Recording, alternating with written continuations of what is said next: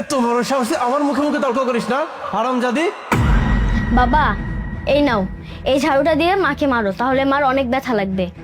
এই কি কি কি বলিস তুই? আমি ঝাড়ু দিয়ে কেন মারবো? ও, ঝাড়ু দিয়ে কাজ হবে না, তাহলে এই লাঠিটা দিয়ে মারো, তাহলে মার হাড্ডি গুড্ডি সব ভেঙে যাবে। আরে কি আশ্চর্য, তুই তুই এগুলো কি বলছিস? আমি ঝাড়ু দিয়ে মারবো কেন বা লাঠি দিয়েই বা কেন মারবো? ও বুঝতে পারছি, এই দুইটার একটা দিয়েও হবে না, তাহলে যে এই বেলটা দিয়ে মারো, তাহলে মার সব চামড়া ছিলে যাবে। তোমার তোর তোমার তোর কি হয়েছে মা? বলতো তোর তোর সমস্যা কোথায়? দেখ, তোর মার সঙ্গে আমি এমনি কথা বলছিলাম, এটা এমন কোনো বিষয় না। যা তুই ভেতরে গিয়ে পড়তে পার, যা। আচ্ছা বুঝছি, এই তিনটার একটা দিয়েও কাজ হবে না, তাহলে তুমি মাকে ছাদে নিয়ে যাও, ছাদে নিয়ে গিয়ে ছাদ থেকে ফেলে দাও, তাহলে মা একেবারে শেষ হয়ে যাবে। হোয়াট? এই মেয়েকে তাহলে এইসব শিক্ষাই দিস, তাই না? এইটুকু একটা বাচ্চা কি ধরনের বেয়াদবি করে কথা বলতেছে আমার সঙ্গে! দেখ, একবার বলতেছে ঝাড়ু দিয়ে মারতে, একবার বলতেছে পাইপ দিয়ে মারতে, আবার এখন বলতেছে তোকে ছাদ থেকে জন্য আমি ফেলে দেই। এইসব কথা কোত্থেকে শিখবে? ওর মাথায় তো এখন এতটা বুদ্ধি হয়নি যে চটন চটন কথা বলবে। নিশ্চয় তুই ওকে কিছু শিখিয়েছিস, তাই না? তমা, মা এগুলো তুমি কি বলতেছো? হ্যাঁ, এসব কথা তুমি কোত্থেকে শিখছো? আর কি আবল তাবল কথা বলতেছো বাবার সাথে? মা আমি তো ঠিকই বলছি, আর বাবা তুমি এই কাজগুলো করো না। কি হচ্ছে এখানে এসব ভাইয়া? তুমি ভাবিকে এভাবে মারতেছিলে কেন? আরে তুই হঠাৎ করে আমার বাসায় কি কি কি মনে করে আসলি আমি ঠিক বুঝলাম না। কিছুই হচ্ছিল না নদী, তুই ভুল ভাবছিস। ওই তোর ভাবির সঙ্গে আমার একটু কথা কাটাকাটি হচ্ছিল, যেমনটা হাজবেন্ড ওয়াইফের মাঝে হয়েই থাকে, এর বেশি কিচ্ছু না। আচ্ছা, সামান্য ছোটখাটো ঝামেলা হলে কেউ কাউকে এভাবে মারে ভাইয়া? আমি তো নিজের চোখেই দেখতে পাচ্ছি তুমি ভাবিকে কিভাবে মারছো। ভাবি কি এমন করছে যার জন্য তুমি ভাবিকে এইভাবে মারতেছিলা? আরে তোর ভাবিকে মারবো না তো কি করবো? এটা অকর্মের ঠেকেই। কোনো কাজ তোর ভাবি ঠিক মতো করতে পারে না। যখনই কোনো কাজ করতে বলি, হয় অসুস্থ থাকে, না হলে টিভি দেখে, না হলে ভুলে যায়। এই তো কালকের কথা, কালকে আমি অফিসে যাবো বিধায় আমি বললাম যে আমার শার্টটা একটু আয়রন করে দাও। ও নাকি শার্ট আয়রন করতে ভুলে গেছে, টিভিতে সিরিয়াল দেখছিল। এখন তুই বল, এইসব কাজ যদি কোনো বউ করে তাহলে হাজবেন্ডের মাথা ঠিক থাকে? এরপর আমি যদি কোনো পছন্দের খাবার রান্না করতে বলি, হয় লবণ বেশি দেয়, না ঝাল বেশি দেয়, আর না হলে রান্না করতেই ভুলে যায়, সেই ডিশটা রান্নাই করে না। তাহলে আমি ওকে কি করবো বল? কত ভালোভাবে বুঝাইছি, লাভ হয় না।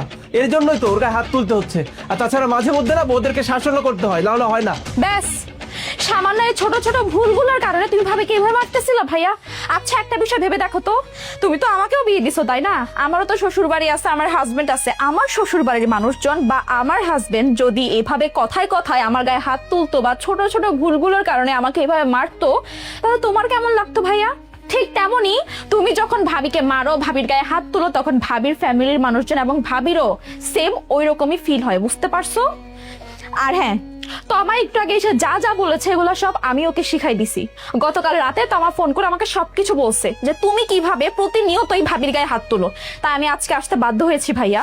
হ্যালো ফুপ্পি, বাবা না মাকে প্রতিদিন অনেক মারে, আমার না এসব দেখতে ভালো লাগে না, তুমি একটু আসো না। আচ্ছা ঠিক আছে সোনা, তুমি একদম চিন্তা করো না, আমি কালকে সকালেই তোমাদের বাসায় আসতেছি, ঠিক আছে?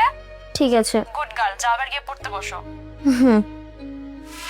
নদী, তুই একদম ঠিক কথাই বলছিস রে বোন। আমি আসলে এভাবে ভেবে দেখি নাই। সত্যি তো, তুই আমার বোন, তোকে যদি তোর হাজবেন্ড মারে আর এই কথাটা আমরা জানার পর আমাদের যেমন খারাপ লাগবে, একইভাবে মুনারও তো ভাই আছে। মুনার ভাই, মুনার বাবা মা যখন জানতে পারবে যে তাদের বাড়ির মেয়ের গায়ে আমি এভাবে হাত তুলি, অত্যাচার করি, তাহলে তাদের কেমন লাগবে আমি আমি না ভেবে দেখি নাই। বিশ্বাস কর নদী, আমি আমি একটু ট্রমাটাইজ হয়ে গেছিলাম।